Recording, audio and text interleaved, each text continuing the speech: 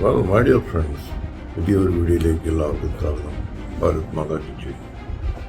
Well, today, these days now we are happening with the biggest deal with Russia in the oil sector.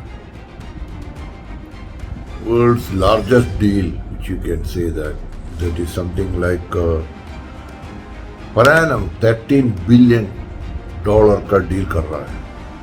That is $13 billion per annum.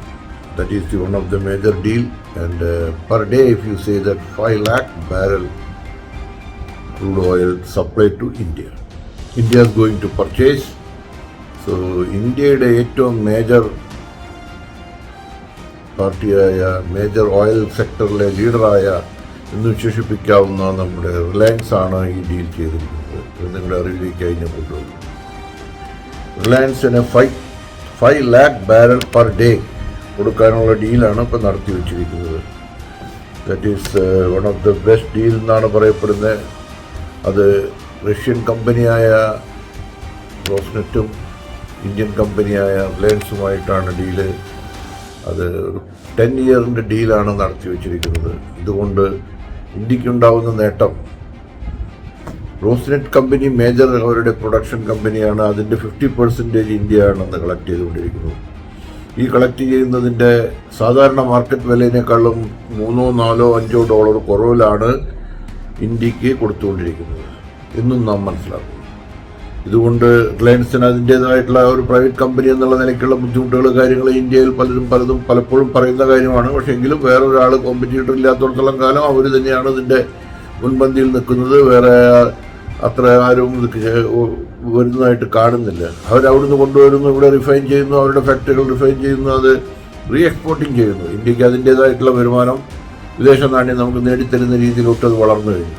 നിങ്ങൾക്കെല്ലാവർക്കും അറിയാം, ഈ Covid കാലത്തും വർഷങ്ങളുടെ സമയത്തും എത്രത്തോളം വിദേശ നാണ്യം നേടിത്തരുന്ന ഒരു സ്ഥാപനമായി റിലയൻസിൻ്റെ ബാക്കപ്പിലൂടെ നമുക്ക് നടക്കുന്നുണ്ട്. റിലയൻസ് എത്രത്തോളം നമ്മൾ പലപ്പോഴും പറയാറുണ്ട് റിലയൻസ് പ്രൈവറ്റ് കമ്പനിയാണ്, അത് ശരിയല്ല. പക്ഷേ എങ്കിലും വേറൊരു പ്രൈവറ്റ് ജയന്റ് കടന്നു വരാത്തോടത്തോളം കാലം ഇവർ തന്നെയാണ് വലുത്.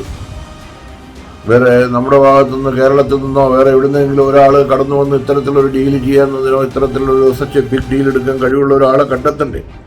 അതും ഒരു വലിയ വിഷയം തന്നെയാണ്. ഇത്തരം ഒരു സാഹചര്യത്തിൽ ഇവർ 5 lakh barrel per day കൊടുക്കാമെന്നുള്ള കണ്ടീഷനിലാണ് ഇത് വെച്ചിരിക്കുന്നത്. അതിനുവേണ്ടി സ്പെഷ്യൽ USLV യൂസ് ചെയ്യുന്നു.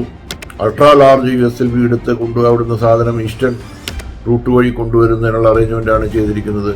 റഷ്യയെ സംബന്ധിച്ച് അവരുടെ ഐസ് ബ്രേക്കിംഗ് വെസൽസും മറ്റതും ഉപയോഗിക്കാൻ പറ്റാതെ കിടക്കുന്ന ഒരവസ്ഥയിലാണ് ഇന്ത്യയുമായിട്ട് ഡീൽ എടുക്കുന്നത് എന്ന് നമ്മൾ ശ്രദ്ധിക്കേണ്ടിയിരിക്കുന്നു. അത് ഇന്ത്യക്കും ലാഭകരമാണ്, അവരെ സംബന്ധിച്ചും ലാഭകരമാണ്. കാരണം യൂറോപ്യൻ സാങ്ഷൻസ്, അമേരിക്കൻ സാങ്ഷൻ, ഈ സാങ്ഷൻ കൊണ്ട് മുടിഞ്ഞു നിൽക്കുന്ന ഒരു രാജ്യമാണ് ഇപ്പോൾ റഷ്യ. യുക്രൈനുമായിട്ടുള്ള യുദ്ധം ഒരു ഭാഗത്ത്, മറ്റു പല പ്രശ്നങ്ങളിലൂടെ അവർക്ക് ഡോളർ ഉപയോഗിക്കാൻ പറ്റാത്തൊരവസ്ഥ. ഇത്തരം ഒരു സാഹചര്യത്തിൽ ഇന്ത്യ അവരുമായി ഡീൽ ചെയ്യുന്നു. ഇന്ത്യക്ക് വളരെ ചീപ്പ് റേറ്റിന് സാധനങ്ങൾ കൊടുക്കുന്നു, അതിവിടെ കൊണ്ടുവന്ന് റിഫൈൻ ചെയ്യുന്നു, അത് വിദേശ രാജ്യങ്ങളിലേക്ക് ഇന്ത്യ കയറ്റുന്നു. ഇന്ത്യക്ക് അതിൻ്റേതായ ലാഭം ഫോറിൻ കറൻസിയിൽ നമ്മൾ നേട്ടമാക്കുന്നു. ഇതേ സ്ഥാനത്ത് ഡോളറിൽ നമ്മൾ പർച്ചേസ് ചെയ്യുന്നില്ല. നമ്മളിത് ചെയ്തുകൊണ്ടിരിക്കുന്നത് Indian rupees, UAE ദറം, Saudi Arabia, Saudi riyal and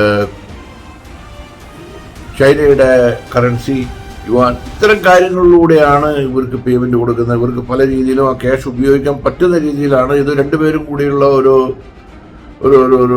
നമ്മുടെ നാടൻ ഭാഷ പറഞ്ഞു കഴിഞ്ഞാൽ നീ എൻ്റെ പുറം ചൊറിയുമ്പോൾ ഞാൻ നിൻ്റെ പുറം ചൊറിഞ്ഞു തരുന്നു എന്ന് നാടൻ ലാംഗ്വേജിൽ, കൊളൈക്കൽ ലാംഗ്വേജിൽ പറയുന്ന പോലത്തെ ഒരു അവസ്ഥയാണ് നമുക്കിവിടെ കാണാൻ കഴിയുന്നത്.